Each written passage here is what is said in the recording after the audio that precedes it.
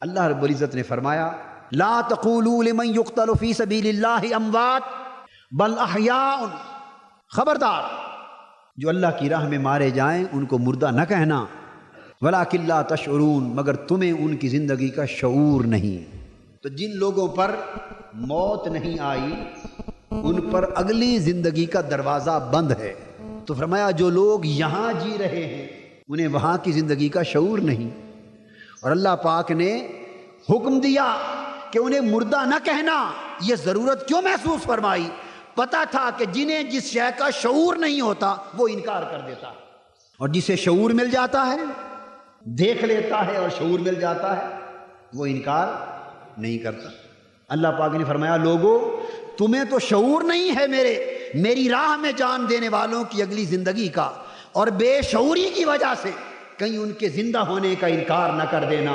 بس اگر تمہارا مجھ پر ایمان ہے تو شعور ہو یا نہ ہو، میں جو فرما رہا ہوں یہ زندہ ہیں، خبردار ان کے مردہ ہونے کی بات زبان پر نہ لانا۔ یہ سورہ بقرہ میں تھا۔ اب سورہ آل عمران میں بات کو آگے بڑھا دیا۔ وہاں تو فرمایا تھا کہ خبردار ان کو مردہ نہ کہنا، یہاں فرمایا وَلَا تَحْسَبَنَّ الَّذِينَ قُتِلُوا فِي سَبِيلِ اللَّهِ أَمْوَاتًا۔ وہاں زبان بند کی تھی، یہاں سوچ بھی بند کر دی۔ وہاں زبان بندی تھی، یہاں گمان بندی ہے۔ خبردار میری راہ میں جان دینے والوں کے بارے میں گمان بھی بند کر دو، غلط گمان بھی بند کر دو، ان کو مردہ گمان بھی نہ کرو۔ بل احیاء، وہ زندہ ہیں۔ اور اگر پوچھو کہاں، عند ربہم، تمہیں کیا خبر، اللہ نے تو انہیں اپنی قربت خاص میں بیٹھا رکھا ہے۔ اور فرمایا صرف یہیں تک بات نہیں، پہلی بات یہ کہ وہ زندہ ہیں، دوسری بات یہ عند ربہم کہ وہ میرے مقرب ہیں، میرے مقرب ہیں، میرے قرب میں رہتے ہیں۔ اور صرف یہیں تک بات نہیں، یرزقون، میں انہیں کھلاتا پلاتا ہوں۔ یہ تو وہ رزق حصی ہے جو ہر جنتی کو ملے گا اس کے درجے کے مطابق۔ تو جنہوں نے اللہ کی راہ میں جان دے دی ان کے لیے کوئی خاص رزق بھی تو ہونا چاہیے، وہ رزق مانوی ہے۔